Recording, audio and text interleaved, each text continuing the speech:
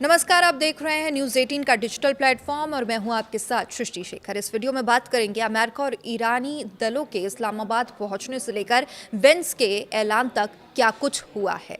तो देखिए, हमारा अंतिम और बेस्ट ऑफर है। अब देखना ये है कि क्या ईरान इसे कबूल करता है। शुक्रिया, ये कहना था अमेरिका का। और इसके साथ ही अमेरिकी उपराष्ट्रपति जेडी वेंस ने अपने सामने रखी मेज़ को 2 बार थपथपाया और प्रेस कॉन्फ्रेंस खत्म कर दी। पाकिस्तानी राजधानी इस्लामाबाद में अमेरिका और ईरान के बीच 21 घंटे चली बातचीत बिना किसी नतीजे के खत्म हो गई। इस बात की जानकारी अमेरिका के उपराष्ट्रपति ने दी, जो बातचीत के लिए पाकिस्तान आए थे। रविवार सुबह 6 बजे के बाद प्रेस कॉन्फ्रेंस में जेडी वेंस ने कहा कि पाकिस्तान ने अमेरिका और ईरान के बीच फासला कम करने और समझौता कराने की पूरी कोशिश की, लेकिन बुरी खबर यह है कि हम किसी समझौते तक नहीं पहुंच सके। अमेरिकी उपराष्ट्रपति ने कहा कि ये खबर अमेरिका के लिए उतनी बुरी नहीं है जितनी ईरान के लिए है। कोई समझौता नहीं हुआ है और हम अमेरिका वापस लौट रहे हैं। पाकिस्तान के कहने पर अमेरिका और ईरान 2 हफ्तों के संघर्ष विराम पर राजी हुए थे। दोनों देशों के प्रतिनिधिमंडल बातचीत के लिए इस्लामाबाद पहुंचे थे और दोनों पक्षों के बीच बातचीत इस्लामाबाद के सेरेना होटल में हुई।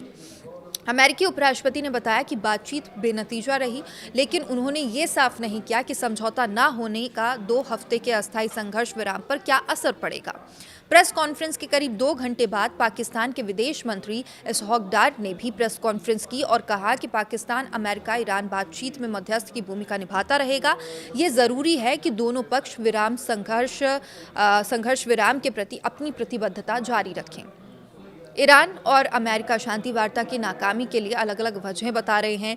बातचीत के दौरान प्रेस कॉन्फ्रेंस में अमेरिकी उपराष्ट्रपति जेडी वेंस ने कहा कि हमने बहुत साफ कर दिया है कि हमारी रेड लाइंस क्या हैं, हम किन बातों पर समझौता कर सकते हैं और किन पर नहीं कर सकते।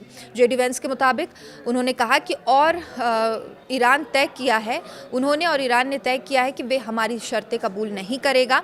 इस मौके पर पत्रकारों ने अमेरिकी उपराष्ट्रपति से पूछा कि कृपया साफ साफ बताइए कि किन शर्तों को खारिज किया गया है। तो जवाब में जेडी वेंस ने कहा कि वो बंद कमरे में 21 घंटे चली बातचीत की पूरी जानकारी नहीं देंगे, लेकिन सीधी बात यह है कि हम उनसे यानी ईरान से ये भरोसा चाहते हैं कि वो परमाणु हथियार नहीं बनाएंगे और ऐसी क्षमता हासिल करने के लिए ज़रूरी उपकरण भी नहीं जुटाएंगे।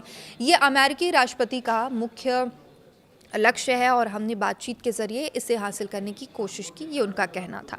अमेरिकी उपराष्ट्रपति ने कहा कि ईरान की यूरेनियम संवर्धन क्षमता पहले ही नष्ट की जा चुकी है, लेकिन क्या हमें ईरान में ये इच्छा दिखाती है कि वे कभी परमाणु हथियार नहीं बनाएंगे? अभी तक हमें ऐसी इच्छा नहीं दिखी है, ये उनका कहना था। तो इस सवाल के जवाब में जेडी वेंस ने कहा कि बातचीत के दौरान ईरान की फ्रीज संपत्तियों पर भी चर्चा हुई है, लेकिन हम उस मुकाम तक नहीं पहुंच सके जहां ईरान हमारी शर्तें मान लेता। उन्होंने कहा कि मुझे लगता है कि इसमें काफ़ी लचीलापन दिखाया है और राष्ट्रपति ने हमें कहा था कि आपके अच्छी नीयत से बातचीत में जाना है और समझौते तक पहुंचने की पूरी कोशिश करनी है। हमने वही किया, लेकिन अफसोस है कि इसमें कोई प्रगति नहीं हुई। जेडी वेंस से पूछा गया कि बातचीत के दौरान उन्होंने राष्ट्रपति ट्रंप से कितनी बार संपर्क किया और उन्होंने क्या कहा, तो इस पर उपराष्ट्रपति ने जवाब दिया कि हम राष्ट्रपति से लगातार संपर्क में थे। पिछले 21 घंटे में हमने कितनी बार बात की है मुझे नहीं पता, शायद दर्जनों भर हमने उनसे बात की है। हम admiral Cooper, Marco Rubio, Pete Hegseth और पूरी राष्ट्रीय सुरक्षा टीम के संपर्क में थे, उनका कहना है। कहा कि लगातार संपर्क में थे क्योंकि हम अच्छी नीयत से बातचीत कर रहे थे। तो प्रेस कॉन्फ्रेंस को खत्म करते हुए अमेरिकी उपराष्ट्रपति जेडी वेंस ने कहा कि हम समझ बनाने के लिए एक आसान सा प्रस्ताव हमने दिया था। यह हमारी अंतिम और सबसे बेहतर पेशकश है। अब देखना यह होगा कि ईरान इसे कबूल करता है या नहीं। अब इस पर प्रेस कॉन्फ्रेंस के बाद जेडी वेंस रावलपिंडी के नूर खान एयरबेस गए और वहां से अमेरिका के लिए रवाना हो गए। उन्हें पाकिस्तान के सेना प्रमुख फील्ड मार्शल आसिर मुनीर, विदेश मंत्री इसहाक डार और गृह मंत्री मोहसिन नकवी ने विदा किया।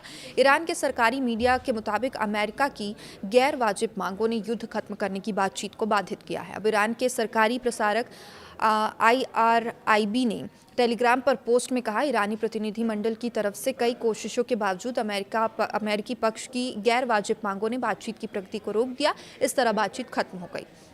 ईरानी संसद के अध्यक्ष मोहम्मद बगर गालिबाफ की अगुवाई में एक प्रतिनिधिमंडल शुक्रवार और शनिवार की दरमियानी रात इस्लामाबाद पहुंचा हुआ था, जबकि अमेरिकी उपराष्ट्रपति JD Vance, Steve Witkoff, Jared Kushner और अन्य अमेरिकी अधिकारी शनिवार सुबह पाकिस्तानी राजधानी पहुंचे थे।